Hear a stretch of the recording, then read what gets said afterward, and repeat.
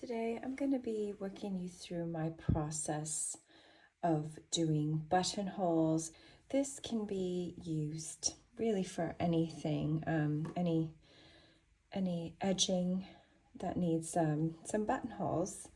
And this tutorial is going to be using single crochet ribbing, so this is how it will look. So our first thing that we're going to do is we're going to mark out where our buttonholes are going to be. I like to place my buttonholes on the right hand side and then sew the buttons on the left, so that's as if you were wearing it. So the buttonholes are going to go along this side and the buttons will be sewn onto this side. And what I'm going to do is I'm going to work the ribbing up along the edging here, and then the buttonholes will be worked at each point that I've marked already. So the best way I think to do it is to start from the top. I've got my trusty stitch markers here, and in my experience,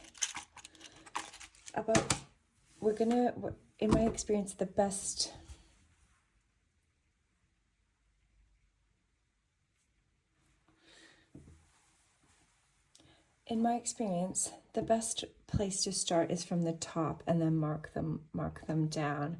And because we're just using the markers, it's easy to adjust them in the end.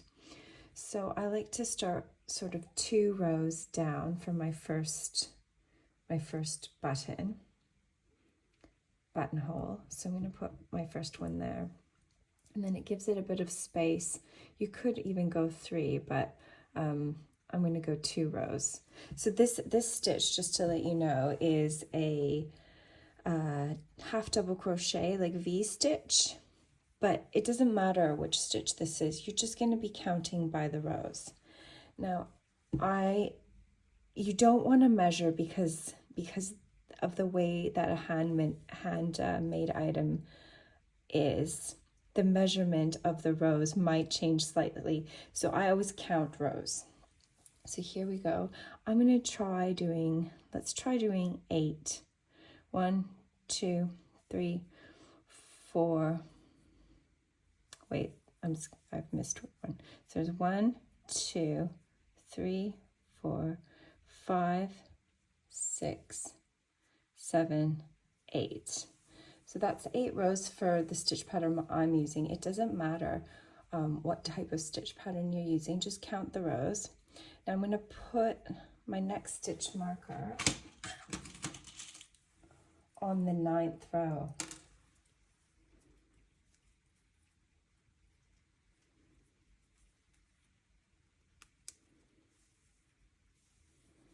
Now we're going to do 8 again. So I'm going to count 8 rows. 1, 2, 3, 4, 5, 6, 7, 8. And then I'll put my stitch marker on the 9th row.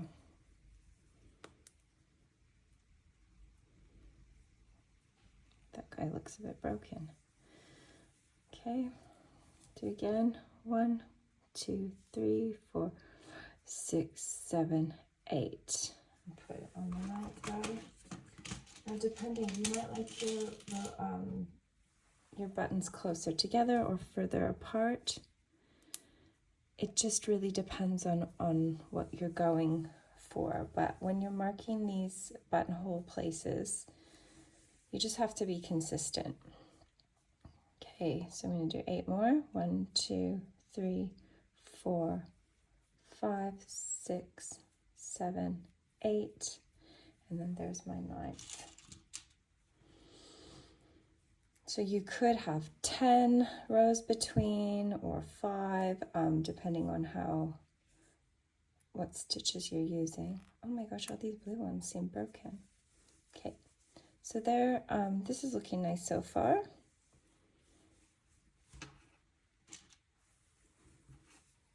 One, 2, 3, 4, 5, 6, 7, 8, and then 9th. 1, 2, 3, 4, 5, 6, 7, 8, And there's the 9.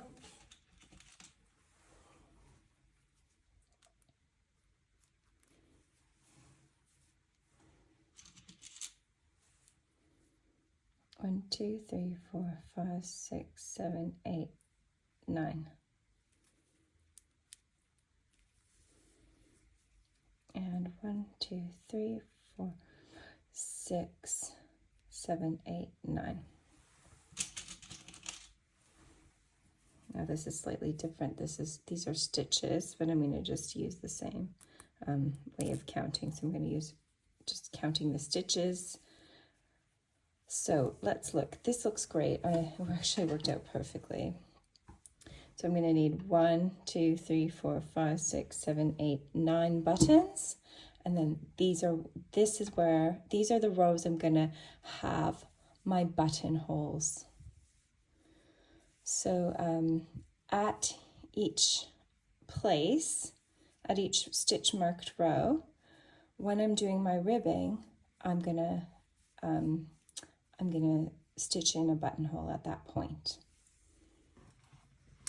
So in my years of designing, I've found that a 5-stitch ribbing works very well for this inside edge. In this particular cardigan, I have designed it to account for those 5 stitches, so I've left a space here.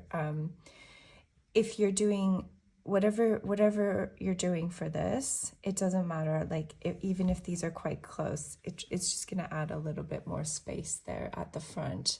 But you could do 3. I think an odd number is best because then that buttonhole is in the middle. But if it was any more than 3 or 5, you might need to put the buttonhole more at the end, because then there's going to be a lot of space on either side. But I've found that 5 works really well. So let's start this ribbing. So I'm going to go chain 6.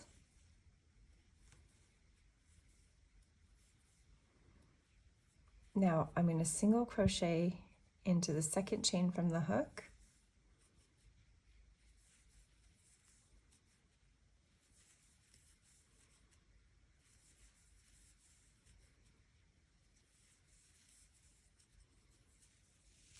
I'm going to slip stitch into the next 2 stitches, or it could be rows depending on what you're making.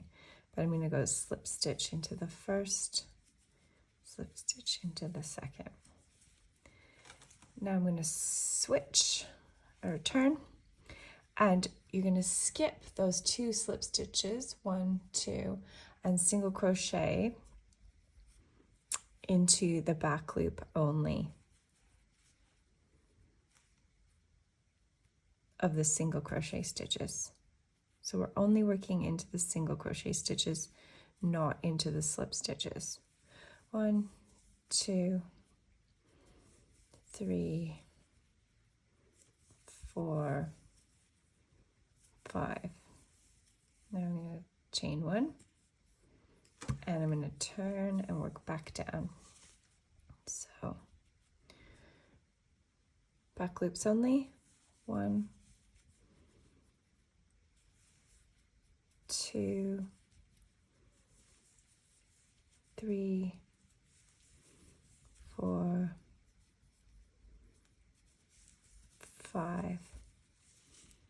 Now I'm going to slip stitch here and here. Turn.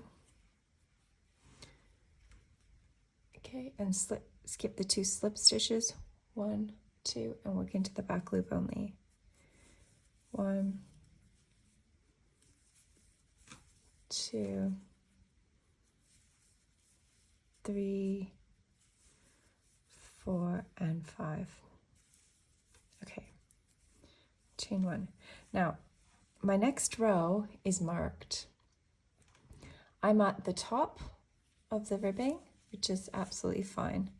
So to make my buttonhole, what I'm going to do is I'm going to just chain 1 at that middle stitch. So because there's 5 stitches, I'm going to go into the back loop of the first 2. 1, 2, And now this third one, we're going to just chain one. And I'm going to skip the third single crochet and work 2 more. So there's our buttonhole. Now what I like to do is I like to now move my stitch marker and mark the buttonhole. So now we know exactly where that is. So we'll slip stitch into the next 2 stitches and turn. Now we're going to skip 1-2 stitches and work into the back loop only.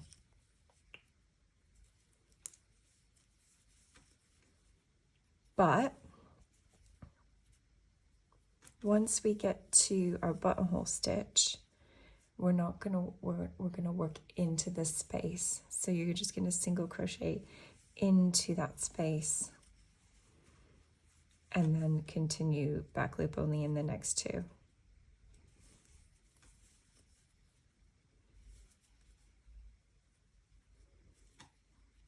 Oh, get into that back loop. There we go. So that's our totally complete first buttonhole. And then you'll see, oh, where is it? That it's right there. And actually, it's just always make sure that your buttonholes, they actually need to be quite small because it does stretch. And if they were, like if I had made them two